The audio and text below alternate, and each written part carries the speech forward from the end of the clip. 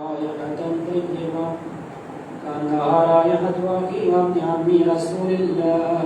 فقلت لهما وما ولديك تحت الكساء؟ فأقبل علي نحو الكساء وقال السلام عليك يا رسول الله، يتأذن لي أن أكون معكم تحت الكساء؟ قال له عليك السلام يا أخي ويا وسيي وخليفتي وصاحب لوائي. قد أذنت لك. فدخل علي تحت الكساء ثم أتيت نحو الكساء وقلت السلام عليك يا فتاه يا رسول الله، أتأذن لي أن أكون معكم تحت الكساء؟ قال عليك السلام يا بنتي ويا بزعتي، قد أذنت لك. فدخلت تحت الكساء فلما اكتملنا جميعا تحت الكساء أخذ بي رسول الله بطرفي الكساء وأما بيده اليمنى إلى السماء وقال اللهم إن هؤلاء أهل بيتي وخاصتي وحامتي، لحمهم لحمي ودمهم دمي، يؤلمني ما يؤلمهم ويحزنني ما يحزنهم، ونحب لمن حاربهم وسلم لمن سالمهم وعدو لمن عاداهم ومحب لمن أحبهم، إنهم مني وأنا منهم. وجعل صلواتك وبركاتك ورحمتك وغفرانك ورضوانك علي وعليهم وزيغهم الرجس وطهرهم تطهيرا. اللهم صل على محمد وآل محمد. وقال الله عز وجل يا ملائكتي ويا سكان سماواتي إنما خلقت سماء مبنية ولا أرضا مرحية ولا قمرا منيرا ولا شمسا مضيئة ولا فلكا يدور ولا بحرا يجري ولا فلكا يسري إلا في محبة هؤلاء الخمسة الذين هم تحت الكساء. فقال الأمين جبرائيل يا رب ومن تحت الكساء؟ فقال عز وجل هم أهل بيت النبوة ومعدن الرسالة، فاطمة وأبوها وبالها وبنوها. فقال جبرائيل يا رب أتأذن لي أن أهبط إلى الأرض لأكون معهم سادسا؟ فقال الله نعم قد أذنت لك. فهبط الأمين جبرائيل وقال السلام عليك يا رسول الله، الذي لا يقرأك السلام يخصك بالتحية والإكرام ويقول لك عزتي وجلالي إنما خلقت سماء مبنية ولا أرضا مدحية ولا قمرا منيرا ولا شمسا مضيئا ولا فلكا يدور ولا بحرا يجري ولا فلكا يسري إلا لأجلكم ومحبتكم. وقد أذن لي أن أدخل معكم فهل تأذن لي يا رسول الله صلى الله عليه وآله؟ فقال رسول الله عليك السلام يا أمين وحي الله، إنه نعم قد أذنت لك. فدخل جبرائيل معنا تحت الكساء وقال لأمين الله قد أوحى إليكم يقول إنما يريد الله ليذهب عنكم الرجس أهل البيت ويطهركم تطهيرا. اللهم صل على محمد وآل محمد. وقال علي عليه السلام لأبي يا رسول الله أخبرني ما لجلوسنا هذا تحت الكساء من الفضل امتد. فقال النبي صلى الله عليه وآله والذي بعثني بالحق نبيا واصطفاني بالرسالة نجيا ما ذكر خبرنا هذا في محفل من محافل أهل الأرض وفي جمع من شيعتنا ومحبينا إلا ونزل عليهم الرحمة وحفت بهم الملائكة واستغفر لهم إلى أن يتفرقوا. فقال علي عليه السلام والله الحسنى وفاز شيعتنا ورب الكعبة. فقال برسول الله صلى الله عليه وآله يا علي عليه السلام الذي بعثني بالحق نبيا واصطفاني صدقني بالرسالة نجيا ما ذكر خبرنا هذا فيما في المحافل عن الناس وفي جمع من شيعتنا ومحبينا وفي مهموم إلا وفرج الله هما ولا مهموم إلا وكشف الله غما آمين ولا طلب حاجة إلا وقضى الله حاجتا آمين. وقال علي عليه السلام زمن الله حسنا وسعدنا وكذلك شيعتنا وزعوا في الدنيا والآخرة ورب الكعبة إن الله وملائكته يصلون على النبي يا أيها الذين آمنوا صلوا عليه وسلموا تسليما اللهم صل على محمد وآل محمد. دعائے امام زمان. بسم اللہ الرحمن الرحیم. اللهم كل وليك الحجة ابن الحسن صلواتك عليه وعلى آبائه في هذه الساعة وفي كل ساعة وليا وحافظا وقائدا وناصرا ودليلا وعينا حتى تسكنه وزكاته وتمتعه فيها طويلا برحمتك يا أرحم الراحمين. اللهم صل على محمد وآل محمد. سورہ فاتحہ اور سورہ اخلاص کی تلاوت تمام مرحومین اور شہداء ملت جعفریہ اور خصوص حاضرین کے تمام مرحومین کے والدین کو شامل کرتے سورہ فاتحہ.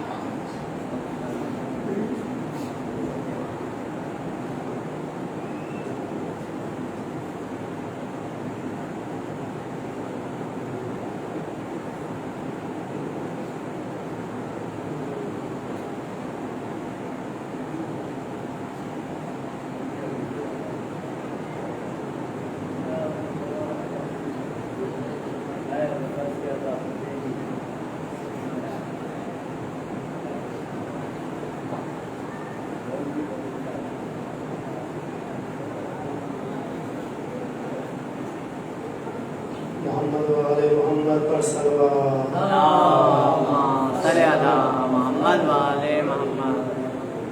عربی زبان میں سمجھیں تو محمد والے محمد صلوات. اللهم صل على محمد وآل محمد.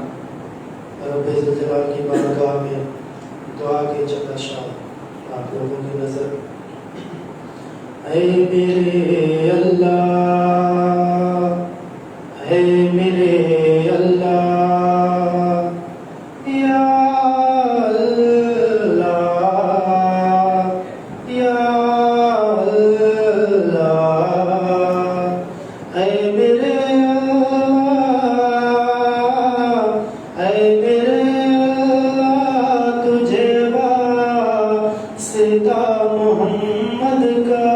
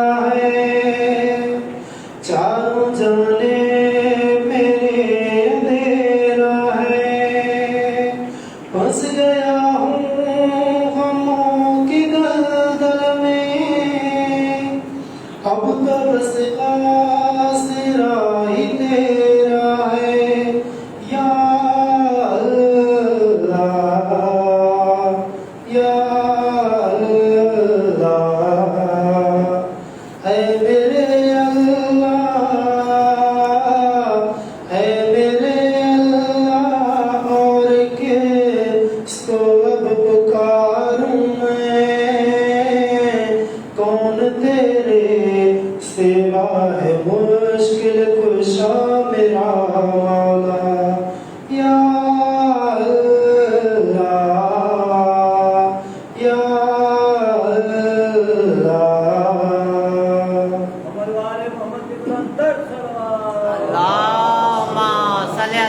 محمد والے محمد جن کی بچوں سے گود خالی ہے کھڑا در پہ تیرے سواری ہے اس کو اولاد کرے عطا مولا تیری رحمت بڑی نرالی ہے یا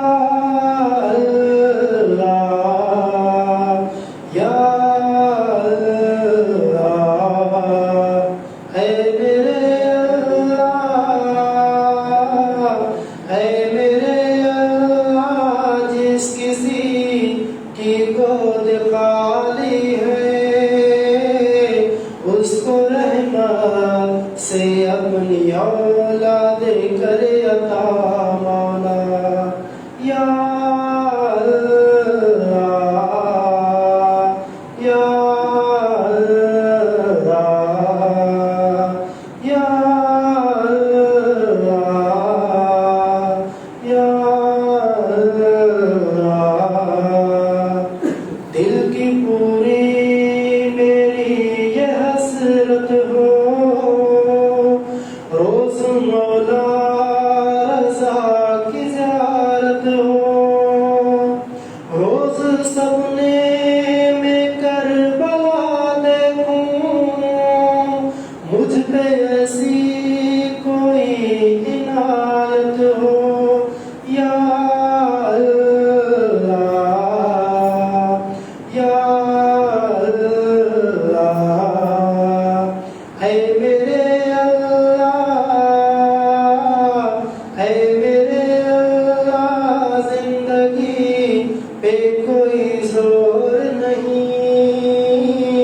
زندگی میں رضا کی زیارت مجھے کرا مولا یا اللہ یا اللہ یا اللہ یا اللہ صلوات محمد و آل محمد یہ جو کھو کر بشیر ہے مولا تیرے در کا فقیر ہے مولا صدقہ شبیر کا شفا دے دے روتا آنکھوں سے نیر ہے مولا یا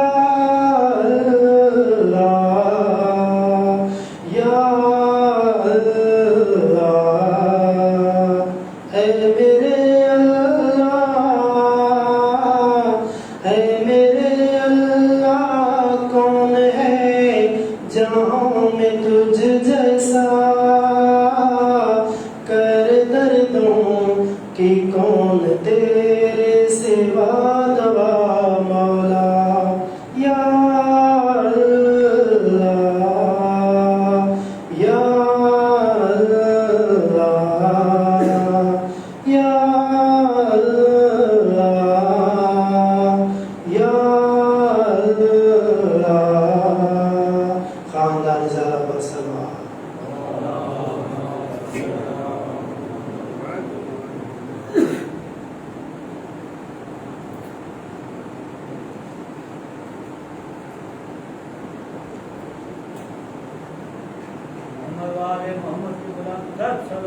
اللہم صلی علی محمد والے محمد ایک مرتبہ پھر بھی بآواز بلند تر صلوات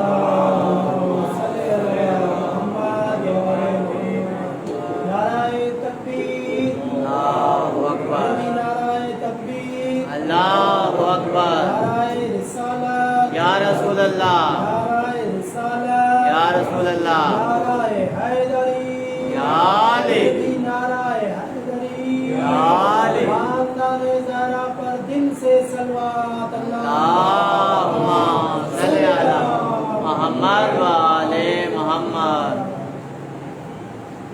أعوذ بالله من الشيطان الرجيم بسم الله الرحمن الرحيم الصلاة والسلام على سيد الأنبياء والمرسلين خاتم لما سبق والفاتح لمن خلق المؤمن الحق بالحق أبي القاسم محمد پہل بیت الطیبین الطاہرین المعصومین المنتجبین المظلومین الذین عذب اللہ عنہم الرجس وطہرہم تطہیرا ولعنۃ اللہ علی اعدائہم وغاصب حقوقہم. تو یہ وہ مالک ہے جو کہتا ہے میں غفور و شکور ہوں، میں تجھے معاف بھی کروں گا، تیرا شکر بھی ادا کروں گا. ضرور بڑے محمد والے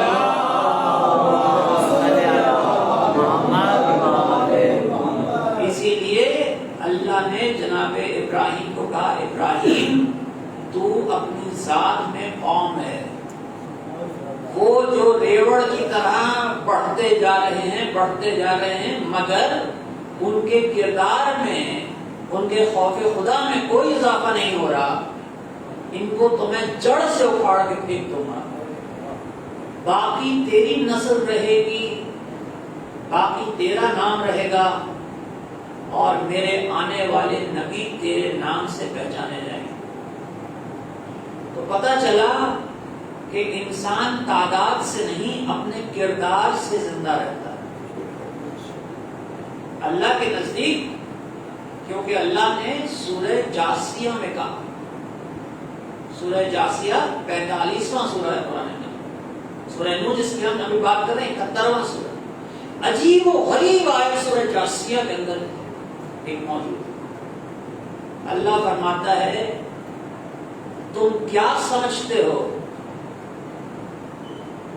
آیت سخت ہے لیکن مزاج الہی دے، تم کیا سمجھتے ہو ہم برے کام کرنے والوں کو مومنوں کے ساتھ کھڑا کریں گے؟ تم برا کام بھی کر، تو اس کی معصیت بھی کر، تو اس کے بندوں کو تنگ بھی کر، اس کے بعد حج کر کے آ جائے، اس کی راہ میں پیسے خرچ کر کے آ جائے. یہ وہ خدا نہیں ہے جسے پیسوں سے خریدا جا سکے. یہ صرف تقوی کو جانتا ہے.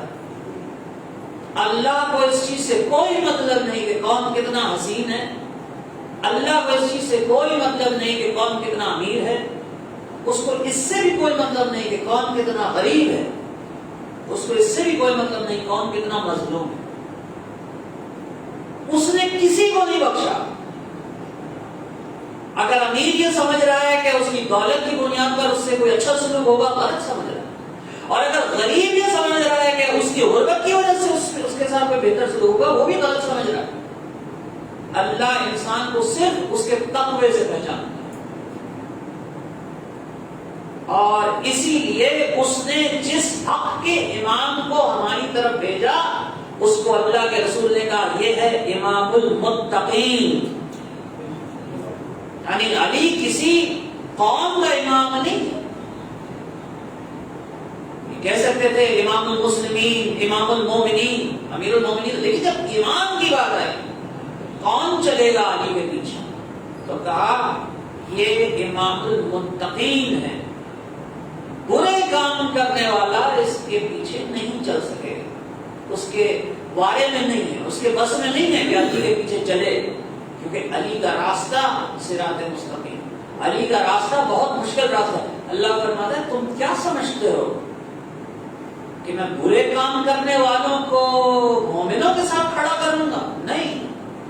برے کام کرنے والے کی زندگی اور موت میرے نزدیک برابر ہے. آیت کی آپ اگر سختی پہ غور کر رہے ہیں اور اس کے عمیق پہلو پہ اگر آپ غور کریں، یعنی اللہ یہ کہہ رہا ہے کہ برے کام کرنے والے کی زندگی اور موت میرے نزدیک برابر ہے. یعنی اگر تم برے کام کرتے ہو تو چلتی پھرتی میت ہو، سانس لیتے ہوئے جنازے ہو، تم جیو یا مرو مجھے کوئی فرق نہیں پڑتا۔ تو یہ وہ کتاب ہے، یہ وہ مذہب ہے جس کے اندر اللہ نے پرانی قوموں کے واقعات سنا کر کہا کیا تم نے ملک میں سیر نہیں کی؟ ملک میں سیر نہیں کی؟ پچھلی قوموں کا حشر نہیں دیکھا تم نے؟ اب میں تو بہت سے لوگوں کو جانتا ہوں وہ ہر سال ورلڈ ٹور پہ جاتے ہیں، اور آپ بہت سے لوگ، میں ورلڈ ٹور پہ گیا تھا، اور جتنا ورلڈ ٹور پہ جاتے ہیں ان کے حالات اور زیادہ خراب ہو جاتے ہیں۔ ملک میں تھے کم سے کم شراب تو نہیں پیتے، ورلڈ ٹور سے ہو گیا ماشاءاللہ ہر جگہ کی چپکے آئے۔ ضرورت پڑتے محمد والے محمد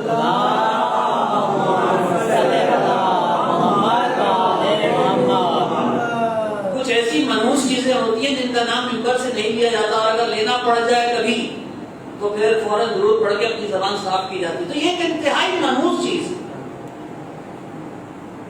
اور ہر دور میں انسان کی کوشش رہی ہے کہ کسی طرح مجھے کوئی راستہ مل جائے کہ تھوڑی سی تو چکھوں۔ اللہ نے کہا میں نے تمہارے اوپر کیا چیز حرام کی؟ میں نے کچھ ہی تو چیزیں حرام کی ہیں۔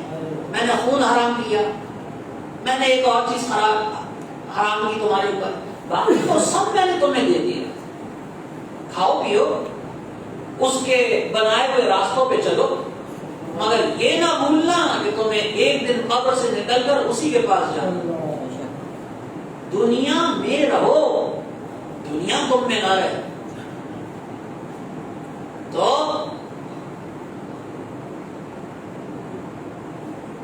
ہر دور میں انسان کی کوشش رہی کہ کسی طرح سے یہ بری چیز حلال ہو جائے۔ آپ کے ساتویں امام موسیٰ کے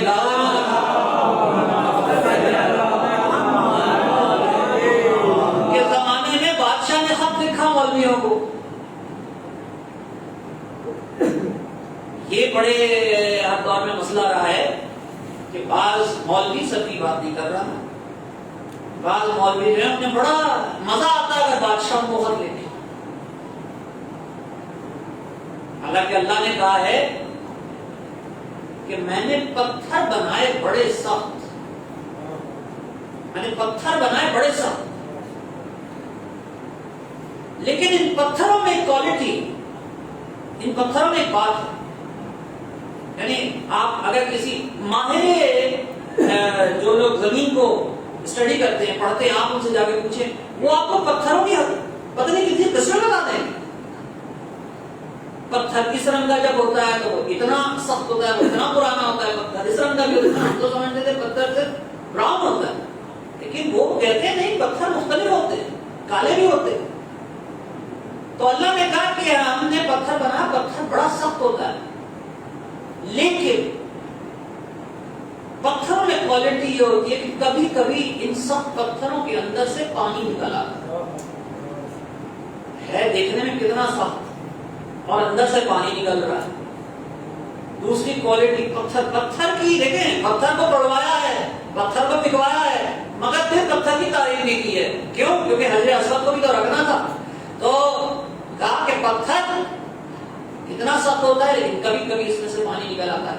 اور کچھ پتھر ایسے ہوتے ہیں جو خوف خدا سے گر پڑتے ہیں۔ اللہ خوف خدا کی بات کر رہے ہیں نہیں کر رہے؟ کچھ پتھر ایسے بھی ہوتے ہیں جو خوف خدا سے گر پڑتے ہیں، اور اس کے بعد اللہ کہتا ہے لیکن ہائے ظالم تیرا دل، اللہ کہتا ہے ہائے ظالم تیرا دل، تیرے دل سے تو یہ پتھر اچھے ہیں، تیرا دل تو کبھی نرم ہو کے ہی نہیں دل۔ تو آج کل بڑا فخر ہے، فخر سے لوگ کہتے ہیں میں تو اس کے اوپر یہ ظلم کر دیا، میں نے اس سے یہ چیزیں الگ۔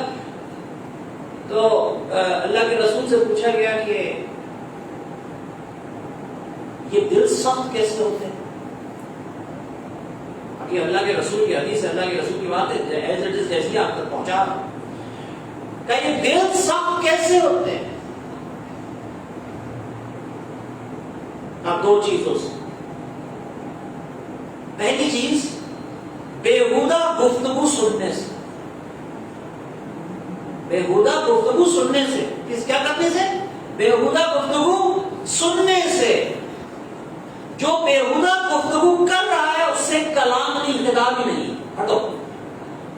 صرف جو سن رہا ہے اس سے کہہ رہے ہیں کہ بےہودہ گفتگو مت سنا کرو، اس سے تمہارے دل سخت ہو جائے، کیونکہ یہ اللہ نے انسانوں کو جتنا بھی ڈرایا ہے، دھمکایا ہے کہ میں تمہارے ساتھ یہ کروں، میں تمہارے ساتھ، یہ مجھے اور آپ کو کیا، یہ ڈرانے کا کام میرا اور آپ کے ساتھ ہے۔ جو اللہ پہ ایمان لے آیا اس کو ڈرایا گیا، جو نماز پڑھ رہا ہے اس سے کہا تو بڑے خسارے میں، جو نماز پڑھ نہیں رہا وہ اس قابل نہیں ہے کہ اس سے بات کی جائے۔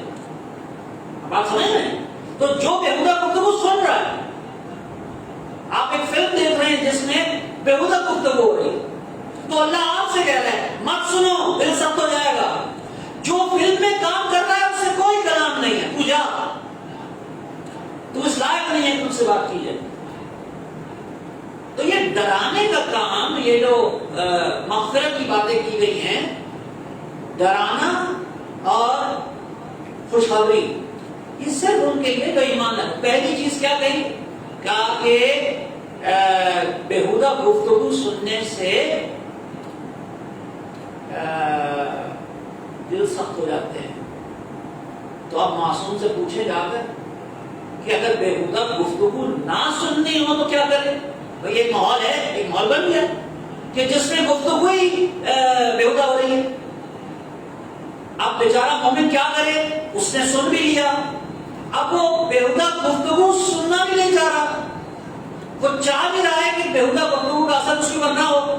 تو معصوم سے پوچھا کہ میں ایسے ماحول میں ہوں تو کیا کروں؟ اس بےہودہ گفتگو کے اثر سے بچنے کے لیے معصوم نے کہا جتنا ہو سکے محمد والے محمد میں درود پڑھا کر،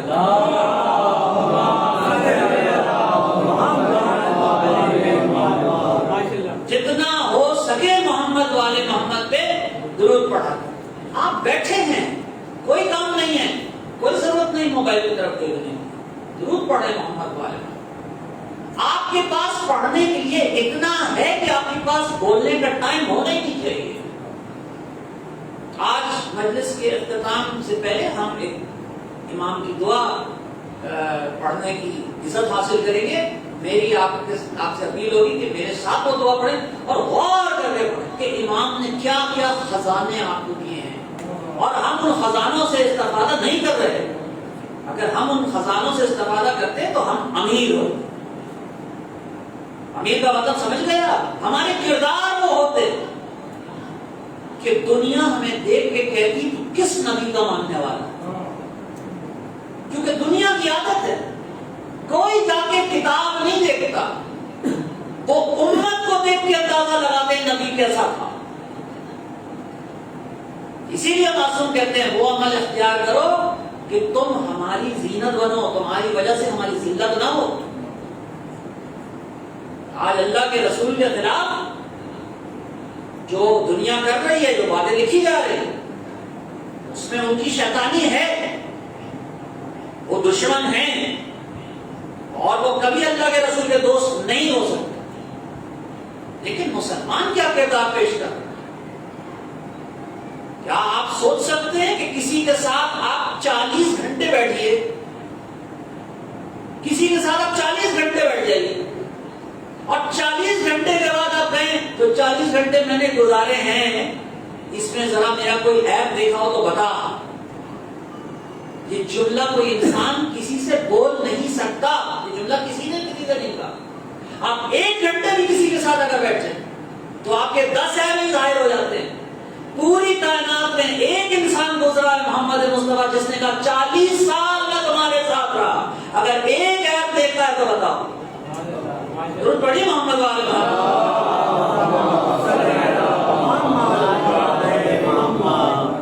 اگر میرے اندر کوئی عیب دیکھا تو بتاؤ، کیا عیب دیکھا تم نے میرے اندر؟ کیا میں نے کبھی جھوٹ بولا؟ اگر میں یہ کہوں کہ اس پہاڑی کے پیچھے ایک فوج آ رہی ہے تو کیا تم میری بات کا یقین کرو گے؟ ہم نے کہا ہم نے آپ سے زیادہ سچا کائنات میں نہیں دیکھا۔ اچھا تم گئے، کس سے خطاب ہو رہا ہے؟ 40 قبیلوں کے مغرور ترین سرداروں سے، بدتمیز ترین، جو اپنے آپ کسی کو کچھ نہیں سمجھتے، ان سے کہہ رہے ہیں تم اگر گئے وہاں پہ، میں نے تم سے کہا ادھر فوج کھڑی ہوئی ہے، تم وہاں پہ گئے اور تم نے جا کے دیکھا، تم نے جا کے چیک کیا اور تمہیں کوئی فوج نظر نہیں آئی، پھر تو 40 کے 40 سرداروں نے کہا محمد ہم یہ مان لیں گے کہ ہم اندھے ہو گئے، تم کبھی جھوٹ نہیں بول سکتے۔ محمد والے محمد صلوات۔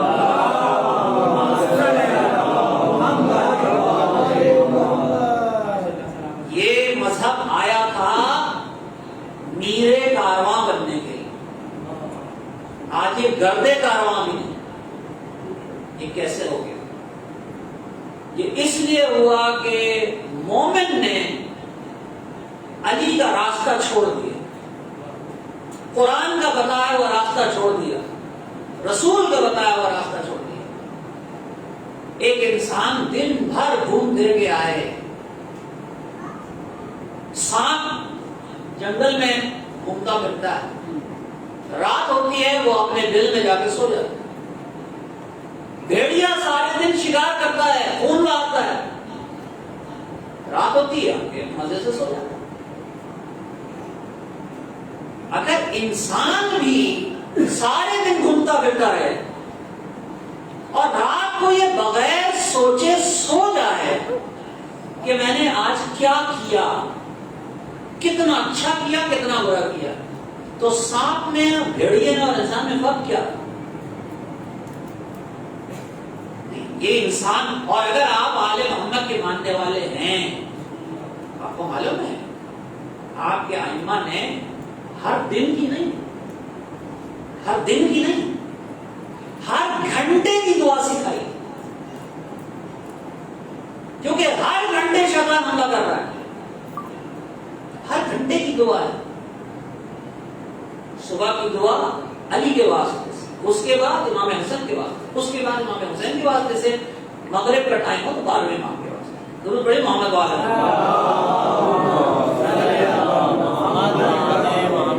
تو ہم نے نوح کو ان کی قوم کی طرف بھیجا کہ اس سے پہلے کہ تم پہ درد دینے والا عذاب نازل ہو،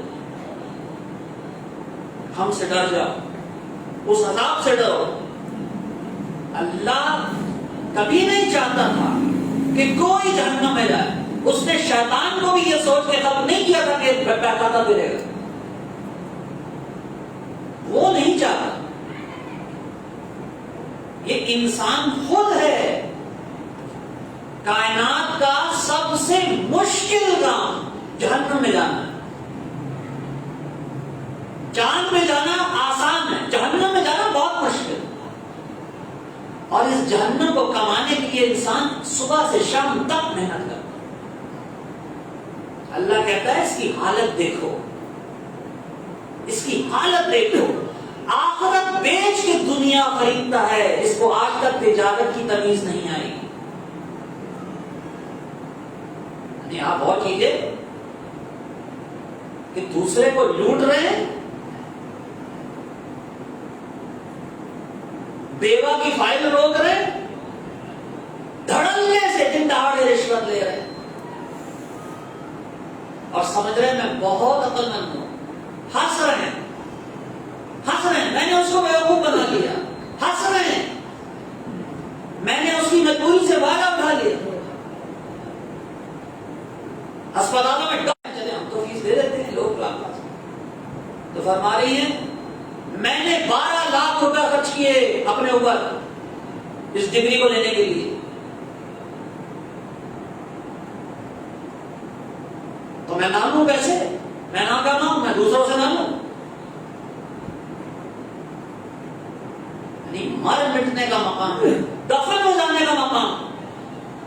اس دور میں، اس ملک میں جہاں 1% انسان پڑھنے کی طاقت رکھتا ہے، یعنی ہر انسان چاہتا ہے کہ تعلیم کا زیور اس کے پاس ہو، لیکن کتنے لوگ اپنے بچوں کو پڑھا سکتے ہیں؟ تمہیں شرم نہیں آتی؟ بجائے اس کے تم اللہ کا شکر ادا کرو کہ اس حالات میں اس نے مجھے پڑھا لکھا کے ڈاکٹر بنایا، اور اس کا شکر اس طرح ادا کرو کہ اس کے بندوں کی خدمت کرو، تم الٹا اس کے بندوں کو لوٹ رہے ہو اور سمجھ رہے ہو تم نے کوئی بہت بڑا کام کیا ہے، ہنس رہے ہو کہ میں نے اس کی مجبوری سے فائدہ اٹھا لیا۔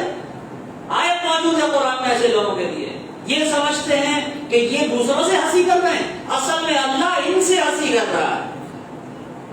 جس دن یہ پکڑ میں آئے اس دن اتنے سمجھ میں نہیں آئے کہ ساتھ ہوا کیا۔ تو نوح کو اللہ نے اسی لیے بھیجا۔ امیر المومنین کے پاس ایک شخص آ کے کہتا ہے مولا، اپنے دوستوں کے ساتھ بیٹھے، اپنے اصحاب کے ساتھ بیٹھے، آگے کہتا ہے مولا میرے علاقے میں بارش نہیں ہوتی، 2 سال ہو گئے بارش نہیں، فصلیں تباہ ہو رہی۔ مولا نے کہا استغفار کرو، استغفار کرو، توبہ کرو۔ چلا گیا۔ کہا مولا، دوسرا آیا کہ مولا میں بزنس کرتا تھا، بڑی دولت تھی، بڑی دولت میرے پاس، غریب ہو گیا، بڑا گھاٹا ہو، بڑا نقصان۔ مولا نے کہا توبہ کرو، استغفار کرو۔ تیسرا آیا آ کے کہتا ہے مولا میرے ہاں اولاد نہیں ہوتی۔ مولا نے کہا کوئی بات، استغفار۔ چوتھا بندہ آیا آگے کہتا ہے مولا میرے کھیت کو ٹڈیوں نے تباہ کر دیا، میرا باپ تھا،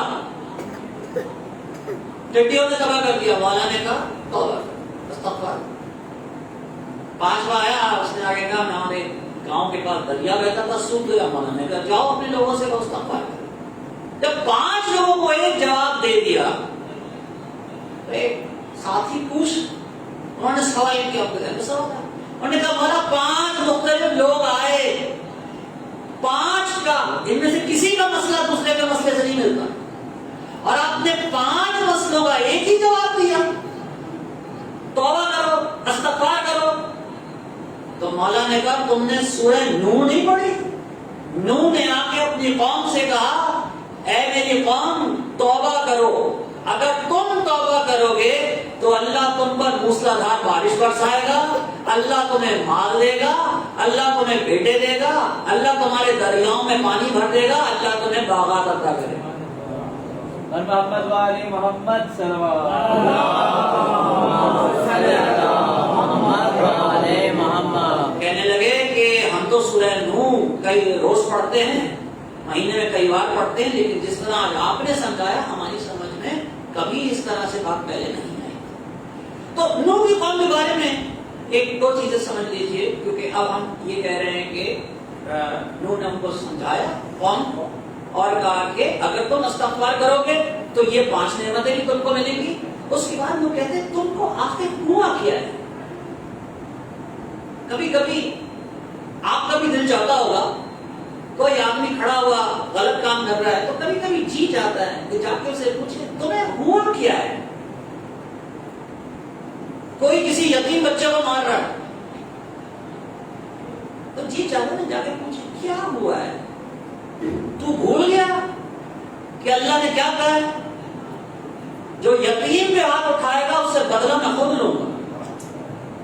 تو جا کے ایک دفعہ سے پوچھے تو تمہیں نہیں سمجھتے کیا ہوا ہے، تیرے پر اثر کیوں نہیں ہوتا؟ تو نوح نے بھی نہیں کہا اپنی قوم سے تمہیں کیا ہوا ہے، تم اس کی عظمت کا اقرار کیوں نہیں کرتے؟ اس نے تمہیں کتنے مرحلوں میں پیدا کیا، اس نے تمہارے لیے چاند بنایا،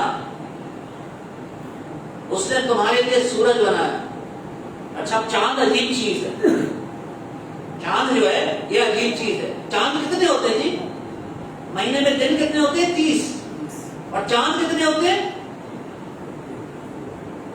آپ سو رہے ہیں، چاند کتنے؟ 30 نہیں ہوتے، چاند کتنے ہوتے ہیں؟ 14۔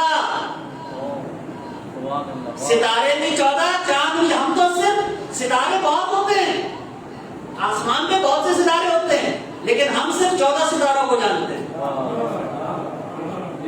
باقیوں کو جاننا ہمارے لیے اہم نہیں ہے. اسی طرح چاند ہوتے ہیں، دن ہوتے ہیں 30 مگر چاند ہوتے 14. پہلی کا چاند، دوسری کا چاند، تیسری کا چاند، پانچویں کا چاند، 10ویں کا چاند، 14ویں کا چاند. اور عجیب بات ہے اختلاف ہمیشہ پہلی کے چاند پہ ہی ہوتا ہے. کبھی آپ نے نہیں سنا 14ویں کے چاند پہ اختلاف ہو گیا، اور 14ویں کے چاند پہ اختلاف ہو ہی نہیں سکتا. وہ اگر بادلوں کے پیچھے بھی چھپ جائے تو بھی روشنی دیتا رہتا ہے. درود پڑھیں محمد والے محمد.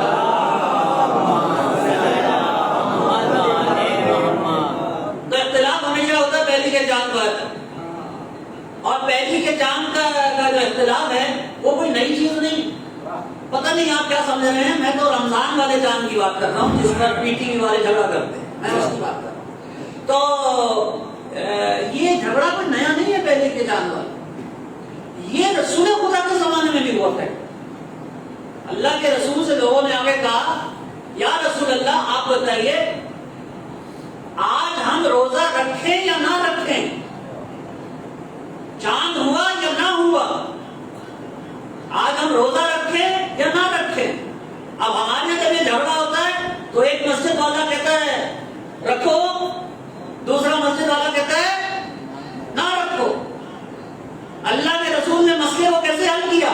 کہ یا رسول اللہ ہم روزہ رکھیں یا نہ رکھیں، ہم روزہ رکھیں یا نہ رکھیں. اللہ کے رسول نے کہا مجھ سے کیوں پوچھ رہے ہو، جا کے علی سے پوچھو حسن نے دودھ پیا یا نہیں.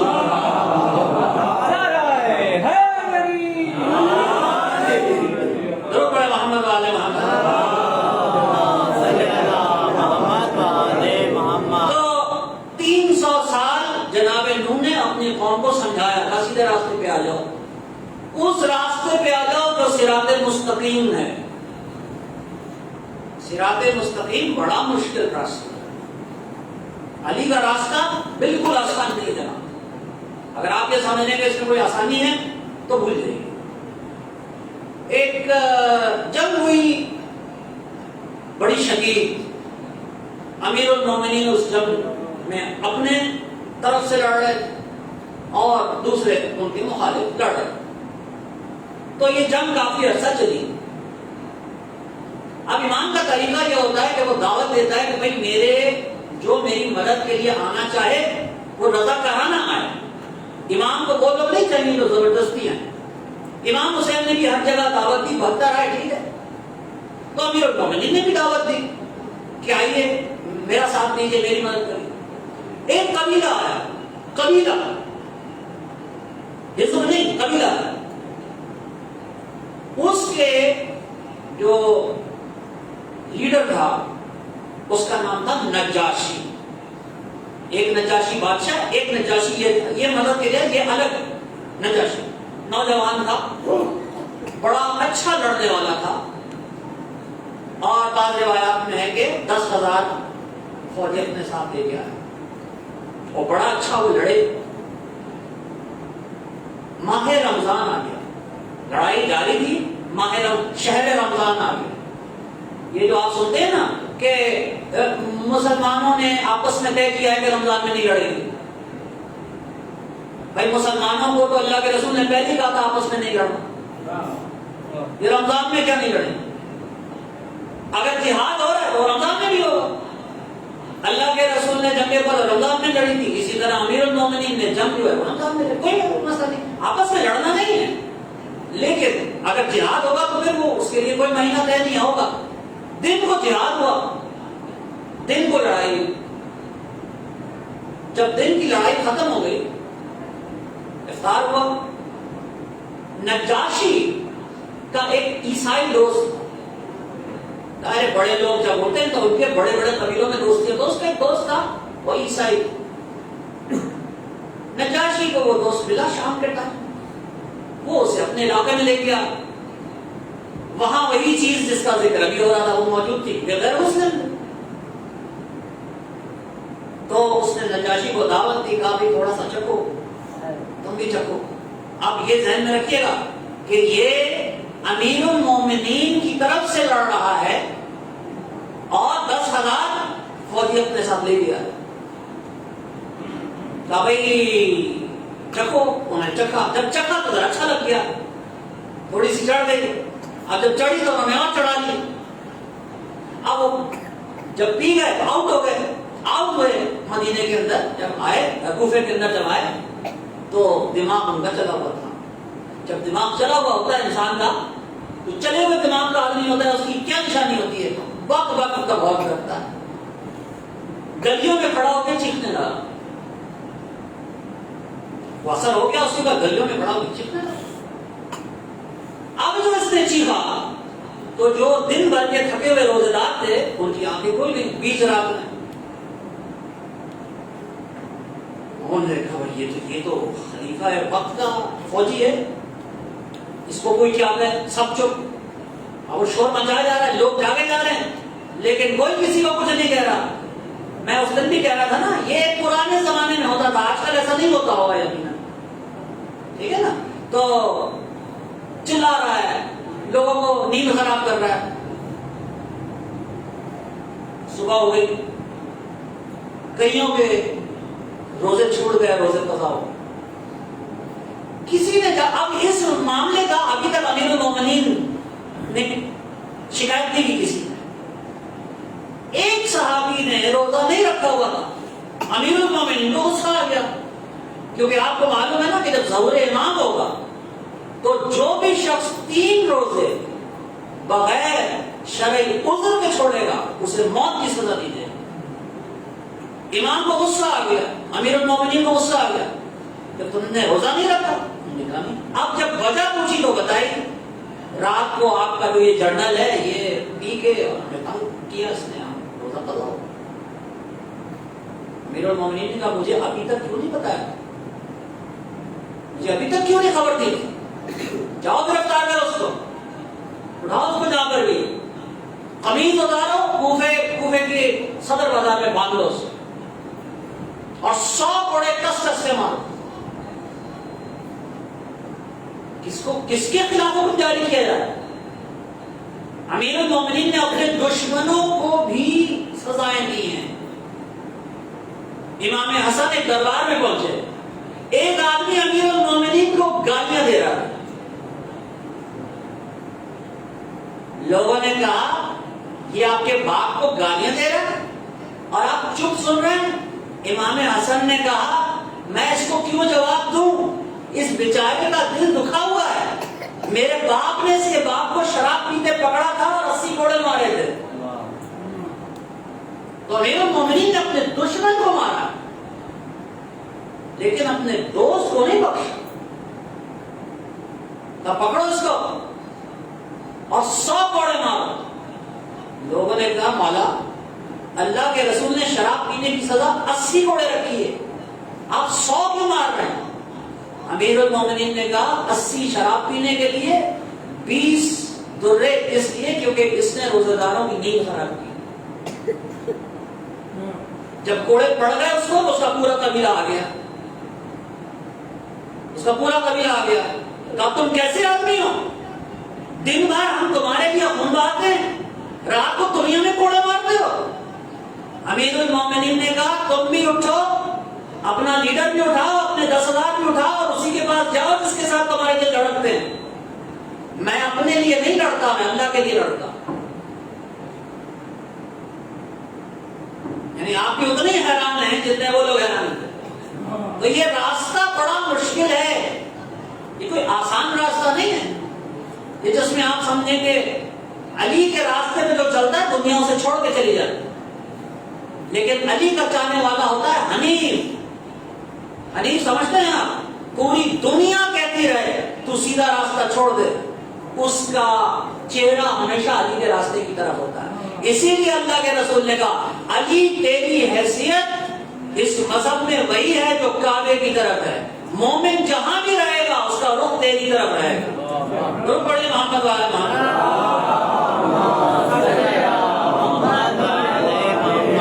300 سال کے بعد نو بیٹھے اور بیٹھ کے بد دعا کرنی چاہیے. 7 आसमान से फरिश्ते नाजिल हो गए। नूह, अल्लाह कह रहा है अभी नहीं, अल्लाह को जल्दी नहीं है किसी को अज़ाब देने, अभी नहीं। कहा और कितना, और इनको कितना समझाऊं? कहा 300 साल और। नूह ने 300 साल और समझाया, वो नहीं समझे। 300 साल के बाद उन्होंने कहा या अल्लाह मेरे 300 साल पूरे हो, यानी 600 साल की मेहनत, या अल्लाह मेरे 300 साल पूरे हो गए, अब तू इन पे अज़ाब नाज़िल कर दे। जब नूह ने ये जुमले कहे तो छठे आसमान से फरिश्ते आ गए। कहा नूह, अल्लाह कह रहा है अभी नहीं, अभी थोड़ी और मेहनत कर, अभी इनको और जगह दे, अभी इनकी और इस्लाह कर। नूह ने कहा कितने साल? 300 साल और। 300 साल और, कितने साल हो गए? 900 साल। जब 900 साल गुजर गए, जब 900 साल गुजर गए तो उसके बाद नूह खुद नहीं, नूह के जो लोग नूह पे ईमान लाए थे वो आए। कहा है अल्लाह के नबी, अच्छा नूह के बारे में एक बात याद रखिए, एक मामले में हजरत नूह जनाब रसूल खुदा जैसे, नूह के जमाने में कोई दूसरा नबी नहीं, नूह पूरी इंसानियत का नबी। तो अगर पूरी इंसानियत ईमान नहीं लाएगी तो पूरी इंसानियत जाएगी। तो नूह के पास नूह के चाहने वाले आए, कहा कि हमें बहुत कम किया इन लोगों ने, अब आप बद्दुआ करें। नूह ने बद्दुआ की, फरिश्ता आया, कहा नूह अपने चाहने वालों से कहो एक खजूर का दरख्त लगाएं, एक खजूर का दरख्त लगाएं और इंतजार करें जब तक वो फल दे। जब फल आ जाए तो फल लेके आपके पास आए, फिर आप बद्दुआ कर सकते। अब फिर इंतजार लगाया गया, वो बड़ा हुआ, खजूर आई, अब वो खजूर ले गया है। कानू अब बद्दुआ करो, खजूर आ गई है। फिर अल्लाह ने हुक्म दिया, कहा अब इस खजूर को खाओ, इसकी गुठली निकालो, जमीन में दबाओ, एक और दरख्त उगेगा, जब वो उग जाए उसमें फल आए, फिर बद्दुआ के लिए हाथ उठा। 1/3 नूह के मानने वाले मुर्तद होके चले गए। आप समझ नहीं रहे कि मैं क्या कहना चाह रहा हूं? 1/3 नूह के मानने वाले मुर्तद होके चले गए। उसके बाद दूसरा तरफ बड़ा हुआ, जब दूसरा तरफ बड़ा हुआ उसमें से फल आया। जब फल आया तो चाहने वाले नूह के पास आए, कहा जनाबे नूह फल आ गया, अब बद्दुआ करें। फिर अल्लाह का हुक्म आया, अभी नहीं, इस गुठली, इसको खाओ, इसकी गुठली दबाओ, जब दरख्त उगे वही चीज दोबारा। 1/3 मानने वाले और मुर्तद होके चले गए। यानी अल्लाह चाह रहा है कि खोटा खरा अलग हो जा रहे, और अल्लाह बता रहा है कि सबसे बड़ी इबादत है इंतजार। जो इंतजार नहीं कर सकता वो मोमिन नहीं होता। इसीलिए अल्लाह ने कहा अब तो पहुंच जाओ, इसीलिए अल्लाह ने कहा मैं भी इंतजार कर रहा हूं, तुम भी इंतजार करो। 950 साल। उन्होंने कितने साल मेहनत की? 950 साल। 950 साल के बाद नूह ने आवाज दी। नूह कौन है? पूरी इंसानियत का नबी। उस जमाने में कोई टेलीविजन है? नहीं है। कोई रेडियो है? नहीं है, नहीं है। और पूरी इंसानियत को खिताब करना है। नूह खड़े हुए और पूरी इंसानियत से कहा जो जो मुझ पर ईमान लाता है आ जाए। दुनिया के हर कोने में वो आवाज सुनी गई।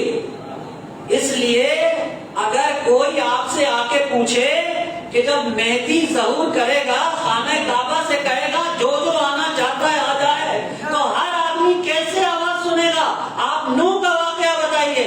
नूह ने पूरी इंसानियत से खिताब करके कहा जो जो मेरे मुझ पे ईमान लाता है वो आ जाए। नूह की आवाज गूंजी, नूह की आवाज आगे बढ़ी, सहराओं में गई, जंगलात में गई। जंगलों में एक खिंजीर का जोड़ा बैठा था।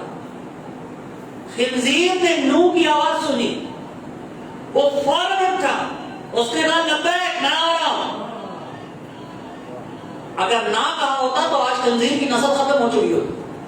خنزیر ہے اس کا مطلب کیا ہے کہ خنزیر نے کہا کہ ہاں اللہ کے نبی میں آ رہا ہوں.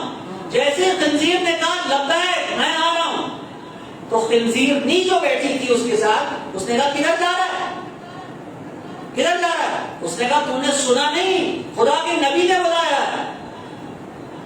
سنا نہیں خدا کے نبی نے بلایا ہے. تو خنزیر نے کہا کچھ شرم کر کوئی حیا کر. وہ نبی ہے تو ناپاک ہے. وہ نبی ہے تو ناپاک ہے. تو خنزیر نے کہا میں جانتا ہوں میں خنزیر ہوں.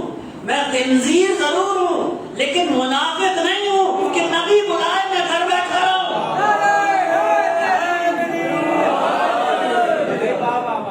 درود پڑھیے محمد والے محمد.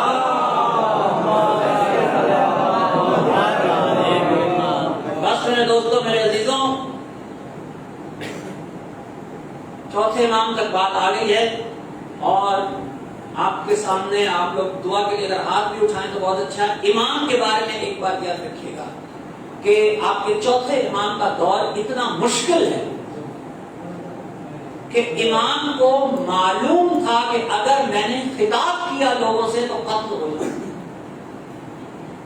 اللہ بادشاہ ہے, رسول بادشاہ ہے, امام بھی بادشاہ ہے.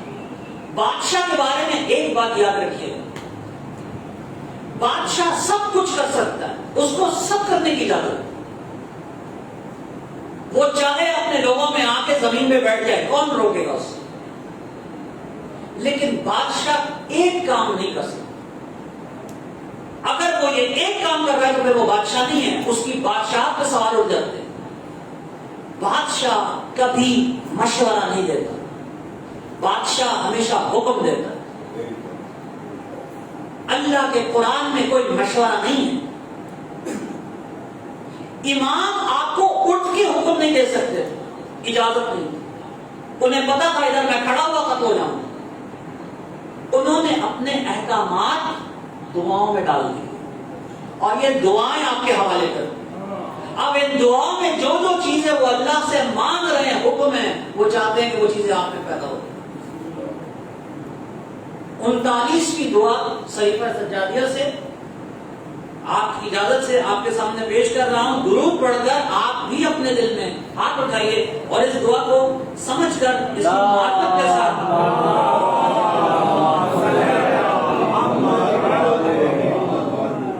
بہترین چیز وہی ہوتی ہے جس میں امام کی بات من و ان سامعین تک پہنچے. یا اللہ تو درود بھیج, تو سلام بھیج محمد والے محمد. لوگ اکثر پوچھتے ہیں ہماری دعائیں قبول کیوں نہیں ہوتی, ہماری دعائیں قبول کیوں نہیں ہوتی. حضرت عیسیٰ کے پاس ایک شخص آیا, آگے کہتا ہے معلوم میں بیٹے کی دعا بہت مانگتا ہوں, اللہ سنتا نہیں. اللہ میری دعا کیوں نہیں سنتا؟ میں تو رات رات پر کھڑا ہو کے اس سے بیٹا مانگتا ہوں, اللہ کیوں نہیں سنتا؟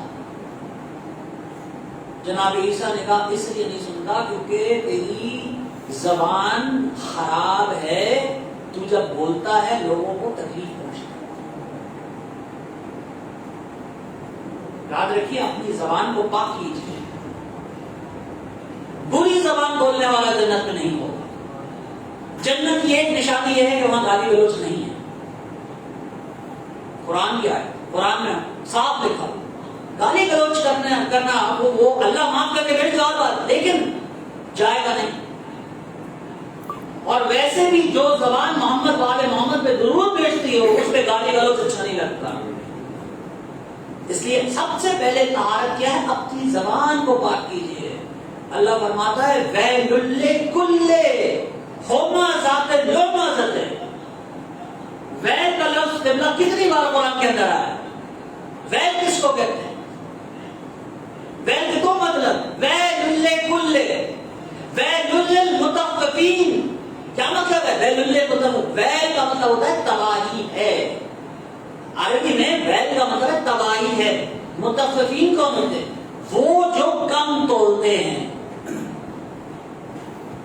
یہی ہے ویل للمطففین. لیکن کہیں پر بھی ویل لکل نہیں ہے. तबाही कुल क्या होता है? 100%, 100%, एक को भी नहीं छोड़ूंगा। अल्लाह कह वैलुल्ले कुल्ले। अल्लाह के रसूल से आके एक शख्स ने पूछा, या अल्लाह के रसूल, ये जो कहा अल्लाह ने वैलुल्ले कुल्ले, ये वैल क्या है? वैल क्या होता है? तो अल्लाह के रसूल ने कहा वैल अरबी में तो तबाही को कहते हैं, लेकिन वैल जहन्नम की एक वादी है। वैल क्या है? जहन्नम की एक वादी है। उसमें जब इंसान को फेंका जाएगा तो वो 40 साल तक सिर्फ गिरता रहेगा। वैलुल्ले कुल्ले, मैं 100% को वैल में फेंकूंगा। यानी जब से दुनिया बनी है और जब तक खत्म होगी, मैं किसी एक को भी नहीं छोड़ूंगा। एक चीज होती है शरीयत, इतना मुझसे इत्तेफाक करेंगे। एक चीज होती है शरीयत, कल हम इस पे बात करेंगे, कल हमें दुआए मकारिमुल अखलाक पे बात करेंगे। एक चीज होती है शरीयत और एक चीज होती है अखलाक। शरीयत भी अल्लाह का कानून है, अखलाक भी अल्लाह का कानून है। लेकिन शरीयत वो कानून है, शरीयत वो कानून है जिसमें अल्लाह जुर्म पहले बताता है, सजा बाद में बताता है। जानी मर्द और जानी औरत को संसार कर दो, यही है ना? तो जिना पहले, सजा बाद में। पहले गुनाह बताएगा, फिर सजा बताएगा। लेकिन जब आप कोई अखलाकी कानून उसका तोड़ेंगे तो वो कहेगा वैलुल्ले कुल, सजा पहले बता रहा है। इतना गुस्सा है अल्लाह को कि सजा पहले बता रहा है, जुर्म बाद में बताएगा। वैलुल्ले कुल्ले होमा क़त्ल, वो लोग जो अपनी जबान से दूसरों को तकलीफ पहुंचाते हैं, होमा क़त्ल, उन्हें नहीं छोड़ूंगा, वैल में फेंकूंगा। तो दुआ में इमाम हमारी तरबियत इसी तरह से करना चाह रहे हैं। फरमाते हैं कि तू दुरूद नाज़िल फरमा मोहम्मद वाले मोहम्मद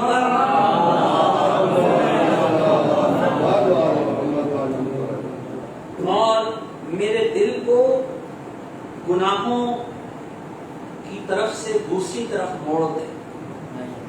तो दुआ अगर आपने अपनी कबूल करवानी है, किसी का दिल ना दुखाएं, दुरूद कसरत से पढ़ें, दुआ से पहले, दुआ के बाद। और तीसरी चीज, अपने लिए बाद में दुआ मांगे, दूसरे के लिए पहले दुआ मांगे। ये आदाब दुआ है। दुआ मोमिन का हथियार है, दुआ मोमिन का हथियार है। अमीरुल मोमिनीन फरमाते हैं, ऐ अल्लाह, तू उसे कैसे खाली हाथ लौटा देगा जिसके पास सिवाय दुआ के कुछ नहीं है। उस गरीब को तू कैसे खाली हाथ लौटाएगा जिसके पास सिवाय दुआ के कुछ भी नहीं। अमीरुल मोमिनीन अपने आप को गरीब कहते। और मुझे जुमले नहीं भूलते अल्लामा ज़ीशान हैदर जवादी साहब, जब उन्होंने अपनी शरह लिखी दुआए अरफा की, दुआए अरफा इमाम हुसैन की जो है वो पढ़ने से ताल्लुक रखती है। तौहीद पर उससे बेहतर डॉक्यूमेंट हो नहीं सकता। ये हमारा चैलेंज है कि दुनिया का कोई इंसान, कोई मसहब दुआए अरफा के मुकाबले की कोई एक चीज लेके आए, उसकी एक कोई लाइन के मुकाबले में कोई चीज लेके आए। तो ज़ीशान हैदर जवादी साहब कहते हैं कि इमाम हुसैन जब दुआए अरफा पढ़ रहे थे, अभी खुद उनके अल्फाज फरमाते हैं, इस तरह से पढ़ रहे थे, इस तरह से अल्लाह के सामने गिड़गिड़ा रहे थे कि जैसे कोई साइले बेनवा सुल्तान सलातीन के सामने भीख मांग रहा। दुआ के आदाब हैं, हर चीज के आदाब हैं। तो सबसे पहले आपने दुरूद पढ़ना है, उसके बाद आपने अल्लाह से ये कहना है कि मेरा दिल गुनाहों से दूसरी तरफ मोड़ दे। और उसके बाद अब आप सोचिए, जरा जहन में लाइए, ये वो इमाम है जिसका पूरा खानदान करबला में कट गया है। ये वो इमाम है जिसने जो इतना पैदल चला है। लोग करबला जाते हैं, पैदल चलते हैं, ये इमाम इतना पैदल चला है जितना पूरी जमीन का आधा रास्ता। 1500 کلومیٹر پیدل چلایا ہے اس امام کو. اس کے بعد تو اس امام کے دل میں سختی ہونی چاہیے. لیکن دعا سنیں آپ امام کی، مجھے ہر مومن، ہر مومنہ، ہر مسلم اور ہر مسلمہ کی آہ سے محفوظ رکھ. اور خدایا اگر کسی بندے کی طرف سے مجھ تک کوئی زیادتی پہنچی ہے، اگر کسی بندے کی طرف سے مجھ تک کوئی زیادتی پہنچی، یعنی اگر کسی نے میرے ساتھ کوئی برا کیا ہے اور اس نے کوئی ایسا کام میرے خلاف کیا جسے تو نے حرام قرار دیا ہے، اور وہ میرے اوپر یہ زیادتی کرنے کے بعد مر گیا، اور اس نے اپنی زندگی میں میرا کوئی حق مارا ہے یا میرے ساتھ کوئی غلط بات کی ہے، تو یا اللہ تو میرے اوپر ایسی زیادتی کرنے والے کو معاف کر. تو اس کو معاف کر دے جو میرے ساتھ زیادتی کر کے دنیا سے گیا ہے. اور اے اللہ ایسا نہ ہو کہ جو زیادتی اس نے میرے ساتھ کی ہے وہ دنیا والوں کو پتہ چل جائے اور وہ دنیا میں ذلیل ہو جائے. یہ امام کی دعا ہے. اپنے لیے اللہ سے مغفرت مانگ رہے ہیں،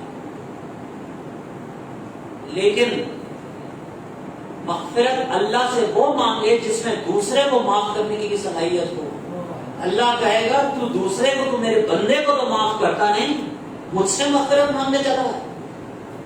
تو امام نے کہا تو اس سے معاف کرتے. یہ ہے اسلام. دنیا اگر اسلام سیکھنا چاہتی ہے، دنیا اگر چاہتی ہے کہ وہ اسلام کو سمجھے، تو دنیا کے پاس اسلام کو سمجھنے کا صرف ایک راستہ ہے، سید سجاد کے دروازے پہ آؤ. بھٹکتے رہو گے یہاں سے وہاں، تمہیں اسلام کبھی سمجھ میں نہیں آئے گا. تم اسلام کو سر کاٹنے، پیر کاٹنے والا مذہب سمجھتے رہو گے.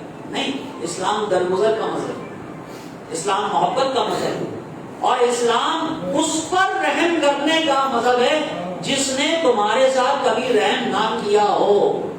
امام کے پاس ایک شخص آیا، مدینے میں ایک شخص داخل ہوا گھوڑے پر.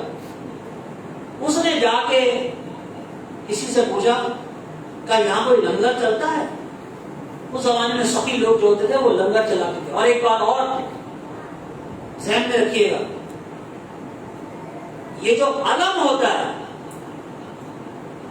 یہ جو آپ گھروں پہ علم لگاتے ہیں، یہ اس بات کا اعلان ہوتا ہے کہ جو بھوکا ہے آ جائے. حالت امن میں اپنے گھر پہ علم سب سے پہلے مولا علی اکبر نے لگایا، اور یہ اعلان ہوتا تھا کہ جو بھوکا ہے آ جائے، میں علی اکبر کھلانے کے لیے تیار. یہ تو دنیا نہیں سمجھی کہ کس کو قتل کر رہے ہیں.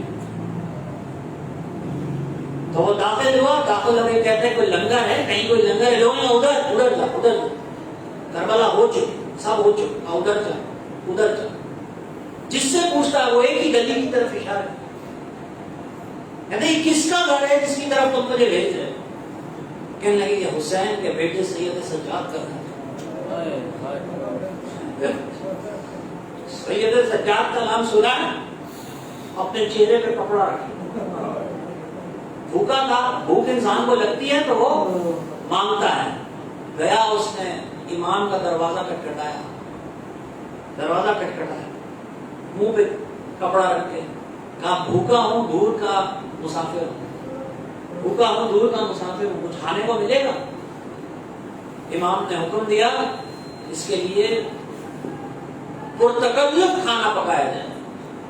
اس سے کہا کہ اپنے غلاموں کو حکم کیا کہ اس کو اپنے گھر میں جگہ دو، ہمارے گھر میں اس کو جگہ دو، اور پرتکلف کھانا اس کو. اس نے کھانا سے رو کے کھایا. کھانا کھانے کے بعد شام ہو گئی. شام ہو گئی تو امام نے کہا شام ہو گئی ہے، تو نے کہا تھا تو دور کا مسافر ہے، تو تھکا ہوا ہوگا، آج رات یہیں سو جا، کل صبح چلے جا. رات کو اس کو اپنے گھر میں سلایا. صبح کو جب وہ جانے لگا تو اس کو ایک تازہ دم سواری دی, ایک تازہ دم گھوڑا دیا, اور گھوڑا دے کے کہا کہ طولانی سفر کے لیے یہ گھوڑا بہت اچھا ہے, تو یہ گھوڑا لے جا. جب گھوڑا اس کے ہاتھ میں آیا پھر اس سے رہا نہیں گیا. اس نے کہا ہے علی ابن الحسین, شاید آپ نے مجھے پہچانا نہیں, شاید آپ نے مجھے پہچانا نہیں ہے. تو امام سجاد رو کے کہتے ہیں کہ یہ تو نے کیا کہہ دیا, بھائی کے جگر میں برچھی مارنے والے کو کون نہیں پہچانتا ابن نمیر, میں اچھی طرح جانتا ہوں تو کون ہے, میں اچھی طرح جانتا ہوں تو کون ہے. تو اس نے کہا کہ آپ نے مجھ سے بدلہ کیوں نہیں لیا, آپ نے میری خدمت کیوں کی؟ کہا اس لیے کہ کل ہم تمہارے مہمان تھے, آج تم ہمارے مہمان ہو. وہ تمہاری مہمان نوازی کا طریقہ تھا, یہ ہماری مہمان نوازی, یہ ہماری مہمان نوازی کا طریقہ ہے. جو کربلا میں تم نے ہمارے ساتھ کیا, اللہ نے ہماری محبت تم پہ واجب کی تھی. اگر نفرت واجب کرتا تو جو ظلم تم کر چکے ہو اس سے زیادہ کر نہیں سکتے تھے. روایات میں آتا ہے کہ امام حسین جب آخری رخصت کے لیے آئے تو اپنی بہن سے کہا, بہن مجھے وہ کرتا لا دو جو میری ماں سیتی جاتی تھی روتی جاتی, مجھے وہ کرتا لا دو. کرتا پہنا, اور کرتا پہننے کے بعد, اب دیکھیے سخی کون ہوتا ہے, کرتا پہننے کے بعد اس کرتے کو جگہ جگہ سے پھاڑ دیا, اس کرتے کو جگہ جگہ سے پھاڑ دیا. بہن نے پوچھا بھیا یہ مقصد کرتے کو جگہ جگہ سے پھاڑنے کا؟ کہا ہاں, ابھی یہ مجھے قتل کریں گے, قتل کرنے کے بعد یہ میری لاش کو لوٹیں گے, اس کے بعد تم لوگ میری لاش پر آؤ گے, تو میں چاہتا ہوں کہ کچھ کپڑا میرے جسم پر ہو. اس کے بعد ایک اور حکم دیا, کہا کہ ایک اور صندوق ہے, اس کے اندر ایک قمیض ہے, ایک کرتا ہے جو قیمتی ہے, وہ بھی لے آؤ. اب یہ پھٹا ہوا کرتا ہے, اس کے اوپر ایک قیمتی کرتا پہنا, زرہ پہننے سے پہلے ایک قیمتی کرتا پہنا امام حسین نے. جید علماء نے جملہ لکھا ہے, کہا کہ قیمتی کرتا پہنا. بہن نے پوچھا کہ بھیا یہ کرتا جو ماں نے سیا تھا وہ اپنے نیچے پہنا ہے, اوپر یہ قیمتی کرتا پہننے کی کیا وجہ ہو سکتی ہے؟ تو آپ کے امام نے کہا جب یہ میری لاش کو لوٹنے آئیں گے, میں یہ نہیں چاہتا کہ لوٹنے والا میری لاش کو لوٹے اور اس کے ہاتھ کوئی چیز نہ آئے. انگوٹھیاں پہنی, کرتا پہنا, پہن کر چلے میدان کی طرف. اب جب میدان کی طرف چلے, شہادت ہوئی, گھوڑے نے بچانے کی کوشش کی, جانور بچا رہے ہیں, جانور رحم کر رہے ہیں آلے رسول پہ, پتہ نہیں کون سا دن ہے, 10 محرم, جانور آلے رسول پہ رحم کر رہے ہیں, لیکن انسان کو توفیق نہیں ہے. امام شہید ہو گئے, لاش کو لوٹنے کا سلسلہ شروع ہوا. اب جس کا دل پتھر کا ہے اس کا مجھے کچھ نہیں پتا, لیکن جتنا ہو سکتا ہے اتنا میں آپ کی خدمت میں پڑھ دوں گا. لاش کو لوٹنے کا سلسلہ شروع ہوا. ایک شخص نے جب لاش کو دیکھا, دیکھ کے سوچا اس لاش میں سے میں کیا چیز لوٹوں. اسے ایک انگوٹھی نظر آئی انگلی میں, اسے انگلی میں ایک انگوٹھی نظر آئی. اس نے پوری کوشش کی کہ انگوٹھی اتر جائے, اس نے پوری کوشش کی, اپنی طرف سے پوری کوشش کی کہ انگوٹھی اتر جائے, لیکن امام کے جسم پہ ورم اتنا تھا کہ انگوٹھی انگلی میں پھنس کے رہ گئی. یہ ظالم کہیں سے 2 پتھر اٹھا لایا, ایک پتھر پہ انگلی کو رکھا, دوسرا پتھر انگلی پہ رکھا, اتنی زور سے ضرب لگائی کہ انگلی بھی لے گیا, انگوٹھی بھی لے گیا, انگلی بھی لے گیا. لاش کو لوٹنے کا سلسلہ چلتا رہا. ایک ظالم امامہ لوٹ کے لے گیا, ایک ظالم امامہ لوٹ کے لے گیا. آپ کو معلوم ہے نا, جو باپ کا امامہ ہوتا ہے, جو امام کا امامہ ہوتا ہے, وہ آنے والے امام کی امانت ہوتی ہے, وہی جاتا ہے امام کے سر پہ. امامہ بھی لوٹ کے لے گیا, اور لے جا کر ابن زیاد کے دربار میں کھڑا ہو گیا. لوگوں نے کہا کیوں کھڑا ہے تو ابن زیاد کے دربار میں؟ کہنے لگا میں بڑی قیمتی چیز لے کے آیا ہوں. کیا چیز؟ کہا میں حسین کا امامہ لوٹ کے لایا ہوں, ابن زیاد مجھے بڑا انعام دے گا. کیا سارے دن کھڑا رہا کیونکہ اسے اس چیز کا اشتیاق تھا کہ اس کو بہت بڑا انعام ملے گا. سارے دن کا جب شام ہوئی تو ابن زیاد نے اس سے ملنے سے انکار کر دیا. ابن زیاد نے اس سے ملنے سے انکار کر دیا. کہا اب میرے آرام کا وقت ہے, تو صبح آنا, صبح تجھے انعام دوں گا. یہ رات کو اپنے گھر گیا, امامے کو ایک صندوق کے اندر رکھا, امامے کو ایک صندوق کے اندر رکھا, سو گیا. رات کو اس کی بیوی کی آنکھ کھلی کیونکہ امامے کی خوشبو پورے گھر میں پھیل چکی تھی. اس کو سمجھ میں آ گیا کہ یہ کچھ غلط کر کے آیا ہے. اس نے جا کے شوہر کو اٹھایا اور کہا بتا کس کا گھر اجاڑ کے آیا ہے؟ اس نے کہا کسی کا نہیں. کہا بکواس نہ کر, اگر تو کسی کا گھر اجاڑ کے نہیں آیا تو میرے گھر میں یہ کون بھی اجڑ ہو رہی ہے, میرے گھر میں یہ کون بھی ہے جو رو رہی ہے. وہ اٹھا, اس نے کہا کون بھی, مجھے تو کوئی نظر نہیں آتا. اس نے صندوق کھولا, امامے کو نکالا. جیسے ہی امامے کو نکالا دماغ پھر گیا, پاگل ہو گیا. بیوی سے کہنے لگا یہ حسین کا امامہ ہے, ابن زیاد مجھے انعام دے گا. حسین کا امامہ چیختے چیختے سڑک پہ نکل گیا. سڑک پہ نکلا, جنگل میں پہنچ گیا. جنگل میں چلاتا رہا ابن زیاد مجھے انعام دے گا. کئی دن گزر گئے, جنگل میں اس کی موت ہو گئی. اب 1 سال تک امام حسین کا امامہ اس جنگل میں امام کا امامہ زمین پر جنگل میں مٹی میں پڑا رہا. 1 سال کے بعد حاجیوں کا ایک قافلہ اس جنگل سے گزر رہا تھا. ایک حاجی جب یہاں سے گزرا تو اسے خوشبو محسوس ہوئی. اس نے کہا کتنی زبردست خوشبو ہے, کیسے خوشبو اچھی نہ ہوتی, امامے میں حسین کا خون جو لگا ہوا ہے, کتنی اچھی خوشبو ہے. جا کے دیکھا, امامہ کا امامہ اٹھا لیا, امامے کو صاف کیا, خوشبو سونگی, بڑی زبردست خوشبو تھی. امامے کو اپنے سامان کے اندر رکھ لیا, سامان لے کے مدینے کی طرف چلا.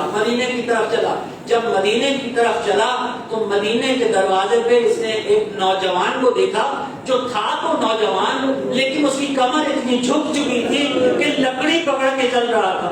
اور نوجوان آگے بڑھ کے حاجی سے کہا اے اللہ کے گھر کے حاجی, اے اللہ کے رسول کے زائر, اگر تو اجازت دے, زمانے کا امام کہہ رہا ہے, اگر تو اجازت دے تو میں بغیر اجرت کے تیرا سامان اٹھا لوں, کیونکہ اللہ کے رسول نے کہا ہے حاجیوں کی خدمت بڑا ثواب ہے. کہاں میں بھی کرتے ہوں, تو میرا سامان اٹھا دے. اب یہ حاجی کہتا ہے کہ میں اس جوان کو دیکھتا جا رہا تھا, پتہ نہیں کیا ہو رہا تھا, تھوڑی دور جا کر یہ میرے سامان کو سہلاتا تھا اور چومتا تھا, میرے سامان کو سہلاتا تھا اور چومتا تھا. میں ویسے تو اس منظر کو دیکھتا رہا, میں نے کچھ نہیں کہا. لیکن جب قبر رسول آ گئی تو میں نے اس جوان کا ہاتھ پکڑ کے قبر رسول میں رکھا, اور قبر رسول میں رکھ کے میں نے کہا تجھے اللہ کے رسول کا واسطہ سچ بتا, میرے سامان میں تیری کون سی چیز ہے, میرے سامان میں تیری کون سی چیز ہے. امام نے کہا تجھے ایک امامہ ملا ہوگا, وہ میرے باپ کا ہے, میں حسین کا بیٹا سید سجاد ہوں. اس نے سید سجاد کا نام سنا, کہا مجھے معاف کر دیجیے گا, میں نے آپ کو پہچانا نہیں. سامان کھولا, امامہ امام کے حوالے کیا. امامے کو امام نے اپنے سر میں باندھا, سر میں باندھ کے جیسے ہی گھر کے اندر داخل ہوئے وہی خوشبو حسین پورے گھر میں پھیل گئی. کسی کونے سے زینب اٹھی, کسی کونے سے بہرحوا اٹھی, کسی کونے سے بلیلا اٹھی. ہائے حسین, سال ہو گیا آپ کی خوشبو ہو گئے. اللہ لعنت اللہ قوم الظالمین.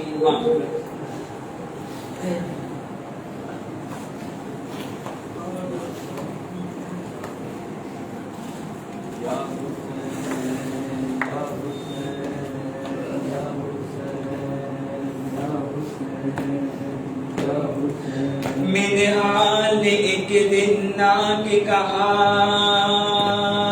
منحال ایک دن ناک کہا, اے مولا میرے اے زین البا, غم زادہ کہا گزرے تم پر,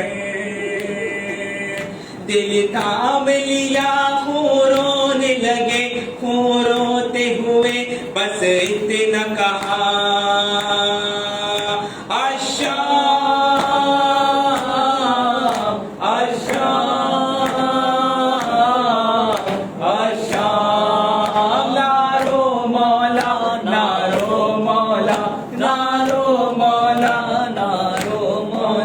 मेरे हाल तड़प कर कहने लगा, मेरे हाल तड़प कर कहने लगा, रोने का सबब मौला है क्या, मीरास शहादत आपकी है। मौला ने कहा ला रे मगर उफ्तून नहीं इंसाफ किया, शहादत है ये आल नबी की फितरत है, सर बे पर्दा माँ बहनों का एक ये भी मेरी मीरास थी क्या।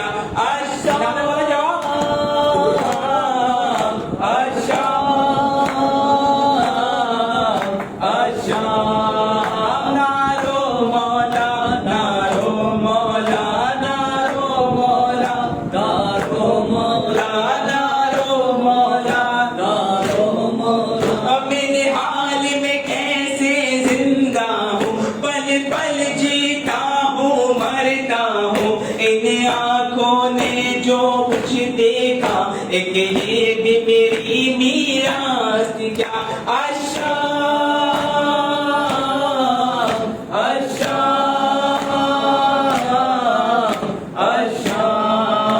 नारो मौला नारो मौला नारो मौला नारो मौला। कैसे भूलूं उस मंजर को, नेज़ेब पुपी की चादर को, साहिल से जो गाजी ने देखा, एक ये भी मेरी मीरास थी क्या।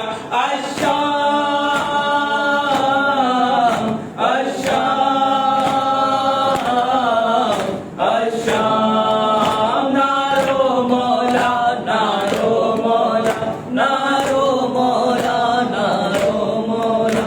आवाज है शाम गरीबा से, खूंटा पिका चश्मे गिरिया से, बहनों का गुलाजर सामने था, एक ये भी मेरी मीरास थी क्या।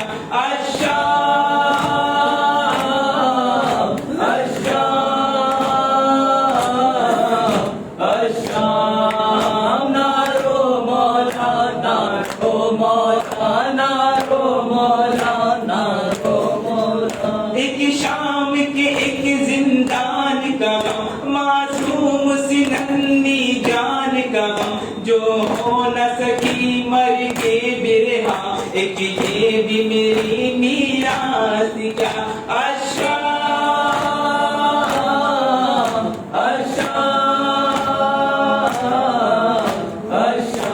एक कलाम पढ़ता हूँ, मौला का जिक्र है, जिक्र हुसैन हुआ है, अभी किबला ने माशाल्लाह से मसाइल पढ़े, तो मैं चाहता हूँ कि एक कलाम है, मौला का गम है, अदादारी करने के लिए आए हुए हैं, तो अगर आप लोग मातम कर लेंगे, सवाब आपको भी मिलेगा, मुझे भी मिलेगा, बाने आपको भी मिलेगा, तो सब मेरे साथ एक आवाज होके मौला का जिक्र है, जनाब सैयद रकम के लाल का पुरसा देते हैं सब मेरे साथ। हुसैन या हुसैन, हुसैन या हुसैन, हुसैन या हुसैन, हुसैन या हुसैन, हुसैन या हुसैन, हुसैन या हुसैन, हुसैन या हुसैन। ये तो मजलूम का मातम है, कम ना होगा, ये तो मासूम का मातम है, कम ना होगा। हुसैन या हुसैन, हुसैन या हुसैन, हुसैन या हुसैन। ये तो मजलूम का मातम है, कम ना होगा, ये तो मासूम का मातम है, कम ना होगा। हर दिल में होगा, हर घर में होगा, हर दिल में होगा, हर घर में होगा, दस्ते में होगा, गुलजार में होगा, होगा मजलूम का मातम है, कम ना होगा, ये तो मासूम का मातम है, कम ना होगा। हुसैन या हुसैन, हुसैन या हुसैन, हुसैन या हुसैन।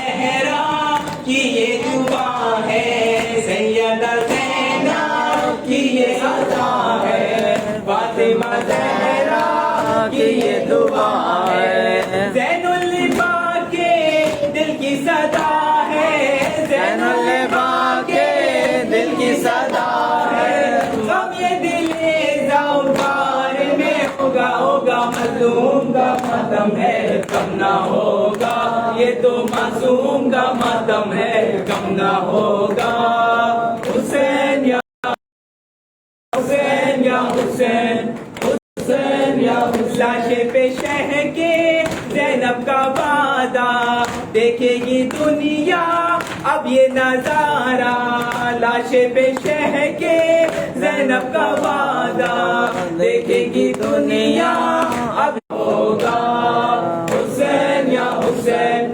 حسین یا حسین، حسین یا حسین، غم یہ تمہارا مولا بھولانا زمانہ، گھر گھر سجا ہے یہ تمہارا عزا خانہ، حسین یا حسین، حسین یا حسین، حسین یا حسین، غم یہ تمہارا مولا بھولانا زمانہ، گھر گھر سجا ہے یہ تمہارا عزا خانہ، سوگ تمہارا جاری رہے گا، سوگ تمہارا جاری رہے گا، ماتم یہ سارے سنسار میں ہوگا مظلوم کا ماتم ہے، کم نہ ہوگا، یہ تو معصوم کا ماتم ہے، کم نہ ہوگا، حسین یا حسین، حسین یا حسین، حسین یا حسین، ظہور مہدی جس روز ہوگا،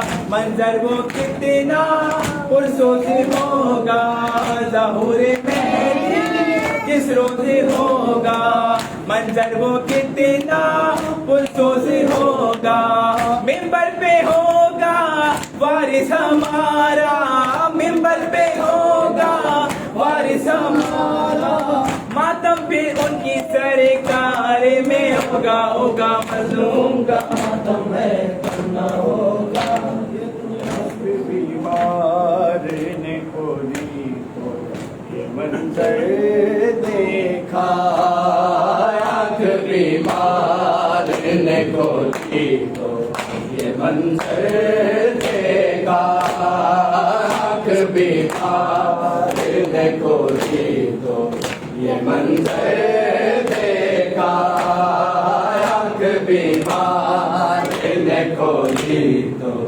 یہ منظر دیکھا، آنکھ بیمار نے کھولی تو یہ منظر دیکھا، آنکھ بیمار نے کھولی تو یہ منظر دیکھا، پھپھیوں نے کھولی تو یہ منظر دیکھا، آنکھ بیمار نے کھولی تو یہ منظر دیکھا، پھپھیوں ماں کو بہنوں کو کھلے سر دیکھا، آنکھ بیمار نے کھولی تو یہ منظر دیکھا، آنکھ بیمار نے کھولی تو یہ منظر دیکھا،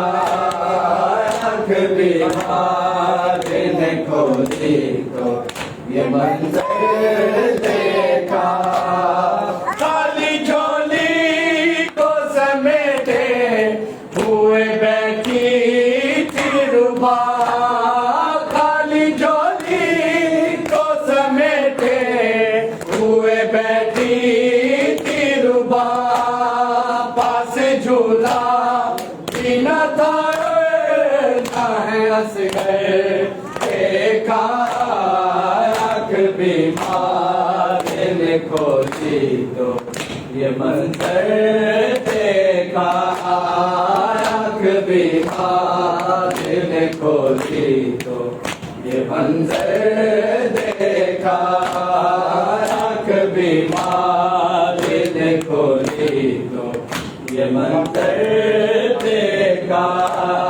آنکھ بیمار نے کھولی تو یہ منظر دیکھا آنکھ بیمار نے کھولی تو یہ منظر دیکھا آنکھ بیمار نے کھولی تو یہ منظر دیکھا خاک میں ڈھونڈتی ہے قاسم کا صحرا پروان خاک میں ڈھونڈتی ہے قاسم کا صحرا پروان ایک گٹری میں حسن کا ہے گلے سے دیکھا آنکھ بیمار نے کھولی تو یہ منظر دیکھا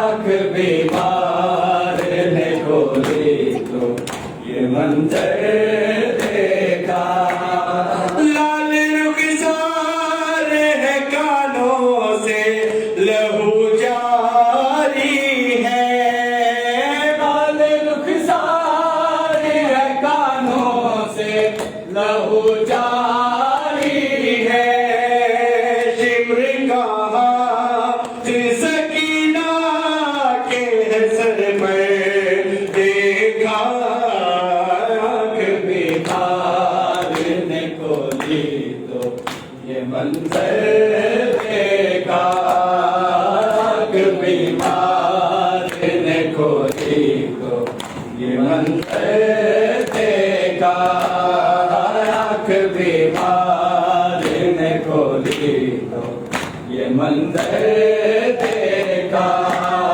نیزے پہ چادر لہراتا رہا شمر لئی نیزے پہ چادر لہراتا رہا شمر لئی اس سے پہلے نہ کوئی ایسا وہ منظر دیکھا آنکھ بیمار نے کھولی تو یہ منظر دیکھا آنکھ بیمار گلیوں کی زندہ میں مہمان سکینہ ہے دو گلیوں کی زندہ میں مہمان سکینہ ہے سجاد چلے آؤ پریشان سکینہ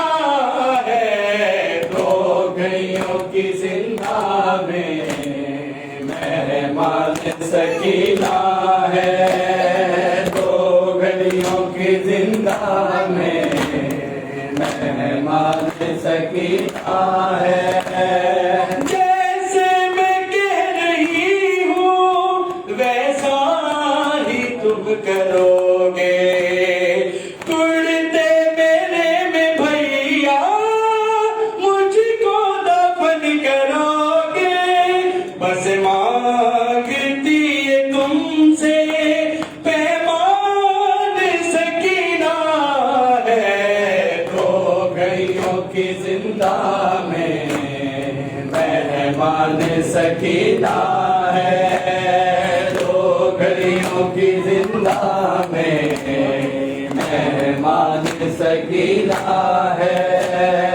دو گلیوں کی زندہ میں مہمان سکینہ ہے میرے گوش والے عابد ہے شمر نے اتارے بالا سے مجھ کو پکڑا منہ پر تماچے مارے سمجھا نہ طہارت کا قرآن سکینہ ہے دو گلیوں کی زندہ میں